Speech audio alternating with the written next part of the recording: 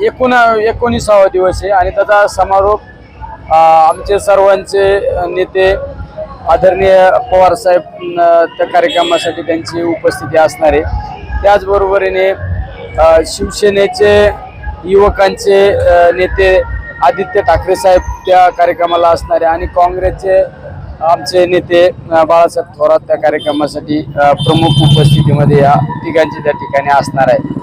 त्याचबरोबरीने सर्व नगर शहरातील असो किंवा नगर जिल्ह्यातील काही मान्यवर सुद्धा त्या कार्यक्रमासाठी उपस्थित राहतील। उमेदवारी अर्ज दाखल करायला अजून काय बघू, आता तसं काही ठरलं नाही। एका दिवस राहुल गांधी पण उमेदवारी अर्ज भरायला येऊ शकतात आणि उद्धव साहेब पण येऊ शकतात।